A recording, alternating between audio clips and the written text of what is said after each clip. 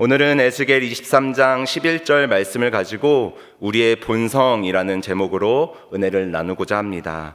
여러분, 혹시 내 속엔 내가 너무도 많아 당신의 쉴 곳이 없네 라는 노래의 가사를 들어보신 적이 있으십니까? 많이 들어보셨군요. 이 가사는 시인과 촌장이라는 가수가 부른 가시나무라는 곡의 한 구절입니다. 얼마 전 말씀을 준비하는데 우연하게 이 노래를 접하게 되었습니다. 가사를 보면, 가사를 한번 띄워주시겠어요? 내 속엔 내가 너무도 많아 당신의 쉴 곳 없네. 내 속엔 헛된 바램들로 당신의 편할 곳 없네. 내 속엔 내가 어쩔 수 없는 어둠 당신의 쉴 자리를 뺏고, 내 속엔 내가 이길 수 없는 슬픔 무성한 가시나무 숲 같네. 노래의 가사를 곰곰이 살펴보니 마치 우리의 내면을 그대로 보여주는 것 같아 깊은 공감이 되었습니다. 여러분, 이 가사는 단순히 감성적인 표현을 넘어 우리 존재의 근본적인 문제를 꼬집고 있습니다. 여러분, 우리 안에는 끊임없는 자신을 주장하고 세상적인 성공과 명예, 그리고 욕심을 채우려고 하는 나의 모습이 너무나 가득합니다. 그리고 그것들로 인하여 이 노래에서 이야기하고 있는 것처럼 당신, 곧 하나님이 머물 곳이 없어지고 하나님과 단절되어 결국 우리 속에는 어둠만 가득 차 있게 될 때가 많죠. 저는 우리가 매일 마주하는 내면의 갈등, 불안, 두려움과 같은 부정적인 감정들의 근본적인 원인이 바로 여기 하나님이 아닌 나 자신을 주어로 삼는 삶에 있다라고 확신합니다. 따라서 우리가 이 땅에서 하나님이 말씀하시고 성경이 이야기하고 있는 참 평안을 누리기 위해서는 내 안에 가득한 욕심과 고집을 내려놓고 하나님과 온전한 관계를 맺는 훈련들이 필요합니다. 그리고 그것이 바로 예수 그리스도께서 성령 속 제자들에게, 그리고 오늘을 살아가는 우리들에게 가르치는 삶의 방식입니다. 여러분, 이것은 단순히 몇몇 사람들에게만 해당되는 문제가 결코 아닙니다.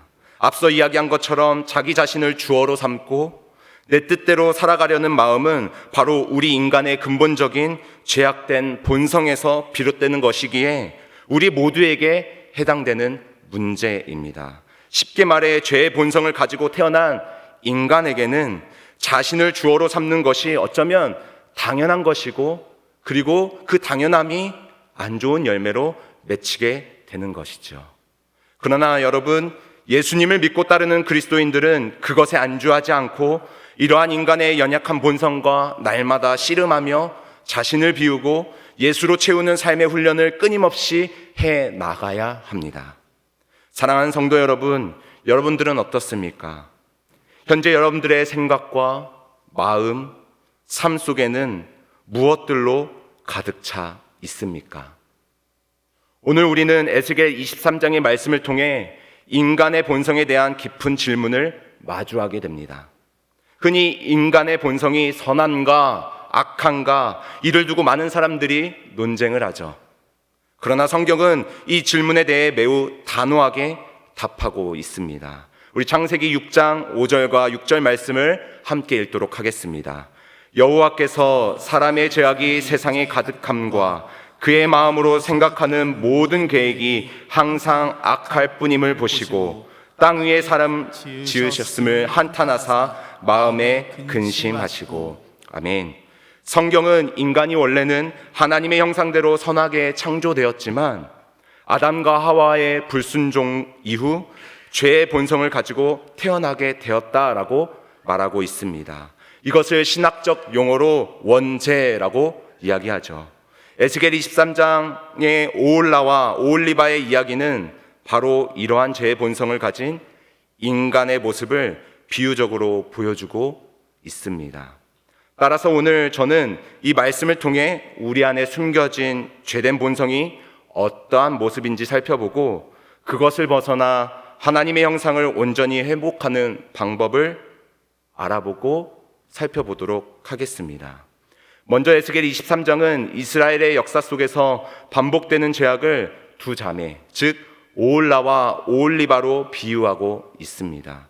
에스겔 23장 2절과 4절입니다. 인자야, 두 여인이 있었으니 한 어머니의 딸이라. 그 이름이 형은 오홀라요, 아우는 오홀리바라.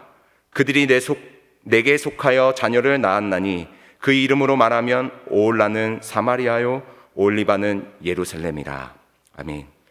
여기서 오홀라는 사마리아 곧 북이스라엘을 의미합니다. 그리고 오홀리바는 예루살렘, 즉 남유다를 상징하죠. 사실 에스겔 23장은 하나님께서 이 두 자매의 비유를 통해 북이스라엘과 남유다의 백성들의 죄에 대한 심각성과 그에 따른 하나님의 심판의 내용들을 담아내고 있는 성경입니다. 여러분, 이들은 하나님과 거룩한 언약을 맺은 백성입니다. 그러나 그들은 어린 시절부터 이방 민족과 관계를 맺으며 우상을 숭배했습니다. 그리고 하나님께서는 이 행위를 영적인 간음에 비유하셨습니다.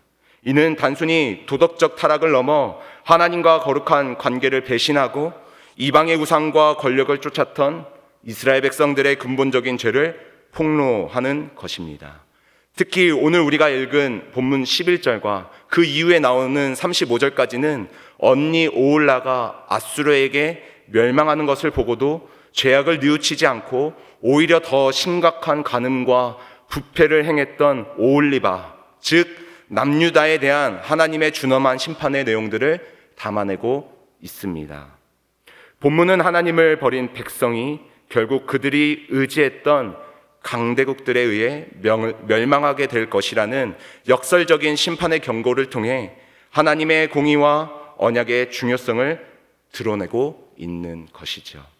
사랑하는 성도 여러분, 하나님은 오래 참으시는 분이십니다. 그리고 인자와 자비가 충만하여 언제나 우리를 사랑으로 감싸 주시는 분이십니다. 믿으십니까? 그러나 분명한 것은 하나님께서는 인간의 반복되는 배신과 완강한 불순종 앞에서는 결국 심판을 하셔야만 하는 공의로운 하나님이라는 사실입니다. 때때로 신앙인으로서 우리의 삶의 모습들을 깊이 돌아보면 우리는 종종 세상에서 죄를 지으면서도 그 결과는 전혀 생각하지 않은 채 오직 나의 필요만을 하나님께 구하는 이기적인 모습들을 발견하게 됩니다. 심지어는 너무나도 아무렇지 않게 나의 필요를 채우기 위해 하나님을 이용하려 하는 신앙의 태도를 보일 때도 있습니다. 하지만 여러분, 죄의 결과는 결코 가볍지 않습니다. 사도 바울은 로마서 6장 23절에서 죄의 삭은 사망이라고 분명하게 말하고 있습니다. 우리가 이 땅에서 짓는 죄는 사망이라는 엄중한 대가를 치르게 할 것입니다. 오늘 우리가 읽은 본문이 바로 그 사실을 생생하게 증언하는 예입니다. 사랑하는 성도 여러분, 오늘 본문에 나타난 오홀라와 오홀리바의 이야기는 단순히 과거의 이스라엘의 역사가 아닙니다. 이는 오늘 우리의 영적 현실을 비추는 거울과도 같습니다. 오홀리바는 언니 오홀라, 즉 북이스라엘이 아수르에게 멸망하는 비극을 눈앞에서 보면서도 아무런 교훈을 얻지 못했습니다. 오히려 형제가 당한 고난을 통해 하나님을 두려워하기보다는 더 노골적으로 바벨론과 애굽을 향해 마음을 빼앗겼죠. 이는 그들이 하나님의 은혜와 경고를 무시하고 인생의 여정 속에서 두려움 앞에 세상의 힘과 화려함을 더욱 의지했던 것입니다.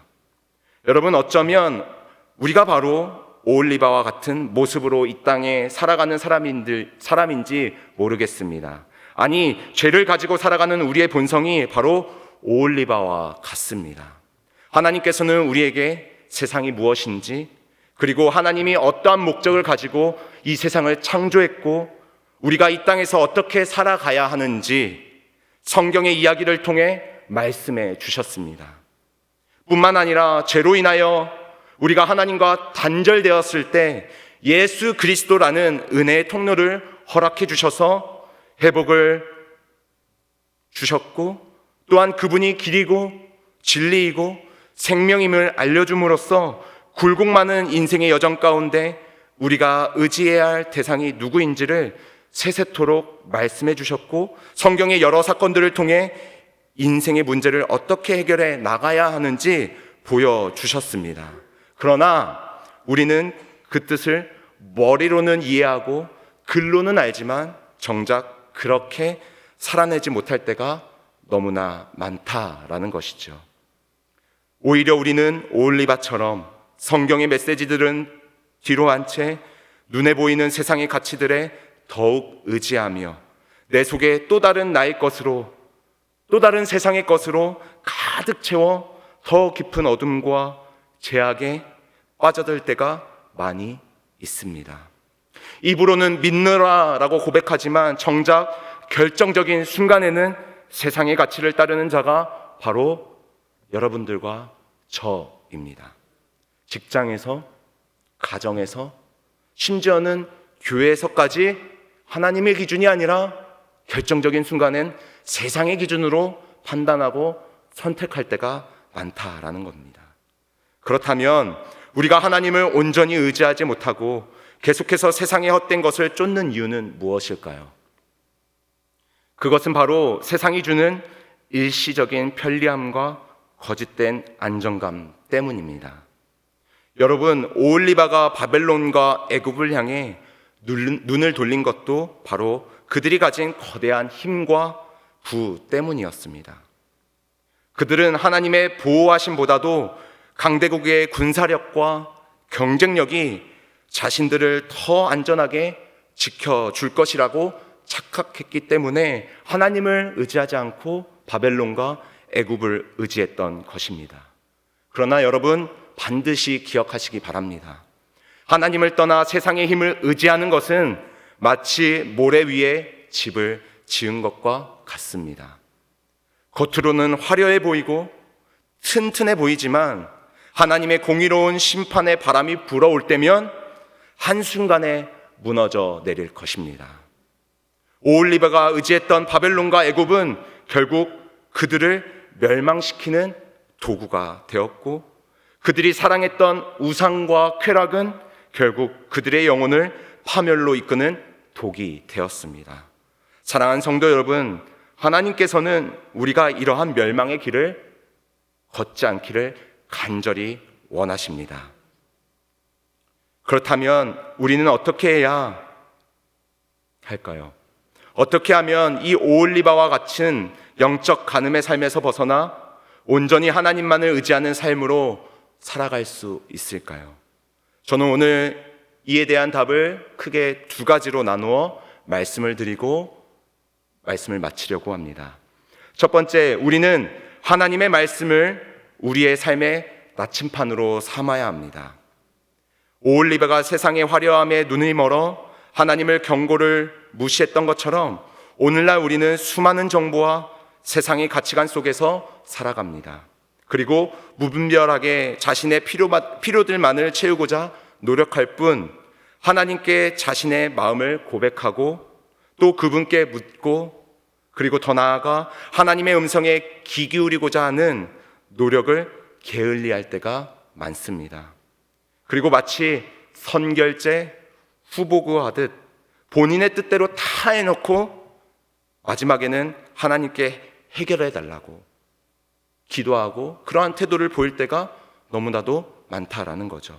여러분, 이것은 하나님을 의지하는 삶이 결코 아닙니다.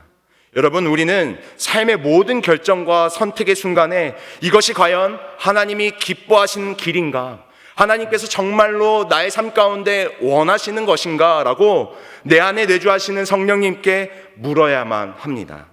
그리고 그분의 마음을 느낄 수 있어야 하고 또 그분의 말씀에 때로는 순종할 수 있어야 합니다. 즉, 매일 말씀을 가까이 하고 매일 기도로 하나님께 하나님의 뜻을 구하는 삶, 즉 하나님과 동행하는 삶을 살아야 합니다.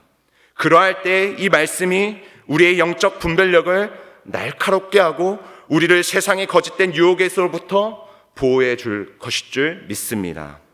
두 번째로 우리는 십자가의 은혜와 능력을 항상 기억해야 합니다. 우리의 본성은 아담과 하와 사건 이후의 죄인입니다. 때문에 스스로의 힘으로는 결코 죄의 굴레에서 벗어날 수가 없습니다. 여러분, 죄가 얼마나 무서운 것이냐면요, 그것을, 죄라는 것을 알면서도 끊임없이 빠져들게 만드는 힘을 가진 것이 바로 여러분 죄입니다. 우리 본문 11절을 다 함께 읽도록 하겠습니다. 그 아우 오홀리바가 이것을 보고도 그의 형보다 음욕을 더하며 그의 형의 간음함보다 그 간음이 더 심함으로 그의 형보다 더 부패하여 졌느니라. 아멘. 여러분, 오홀리바가 성경의 증거이고 저와 여러분들의 삶의 모습이 그 증거입니다. 하면 안 되는데도, 보면 안 되는데도, 그렇게 선택하면 안 되는 것이 죄인이라는 것을 알면서도 나의 욕구와 필요를 채우기 위해 선택하는 것, 하나님이 아닌 내 안에 나로 더 가득 채우길 원하며 선택하는 것, 여러분, 이것이 죄입니다. 우리는 죄를 죄로 인식하지 못하고 반복하는 연약한 존재입니다. 뿐만 아니라 그것이 죄인 줄 알면서도 어쩔 수 없이 선택하는 것, 그것이 우리의 모습이라는 사실입니다. 그러나 하나님께서는 그러한 우리의 연약함을 내버려 두지 않으시고 독생자 예수 그리스도를 이 땅 가운데 보내셨습니다. 우리의 모든 죄를 대신하여 십자가에 달리신 그분의 희생을 기억할 때 우리는 죄의 심각성을 깨닫게 되고 회개하며 다시금 하나님의 용서와 사랑 안에 거할 수 있는 힘을 얻게 될 줄 믿습니다. 때문에 십자가의 은혜는 우리를 죄로부터 구원할 뿐만 아니라 하나님께로 향하는 새로운 삶을 살아갈 수 있게 하는 원동력이 되게 합니다. 그래서 우리는 날마다 십자가의 은혜와 능력을 의지하며 이 땅 가운데 살아가야 합니다. 그냥 흘러가는 대로, 마주하는 대로 살아가는 것이 아니라 날마다 하나님과 동행하며 그 말씀을 의지하며 그 십자가의 은혜와 능력을 갈구하며 이 땅 가운데 살아야 할 줄 믿습니다. 사랑하는 성도 여러분, 말씀을 정리합니다. 현재 여러분들의 마음속에는 무엇으로 가득 차 있습니까? 혹시 가시나무의 노래처럼 하나님이 아닌 자신으로 가득 차 있어 하나님이 머물 곳이 없진 않으십니까? 오늘 우리는 오홀라와 오홀리바의 비극적인 역사를 통해 우리 자신의 모습을 돌아보았습니다.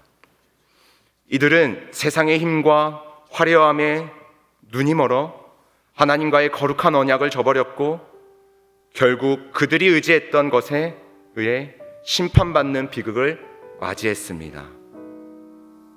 이 이야기는 단순히 과거의 교훈이 아니라 오늘 우리에게 던지는 하나님의 준엄한 경고입니다. 여러분, 죄는 우리를 끊임없이 파멸로 이끌지만 우리는 그 유혹에서 스스로 벗어날 수 없는 연약한 존재들입니다. 그러나 여러분, 절망하지 마시기 바랍니다. 하나님께서는 우리를 향한 멸망이 아닌 구원을 계획하셨습니다. 예수 그리스도의 십자가는 바로 그 사랑의 증거입니다.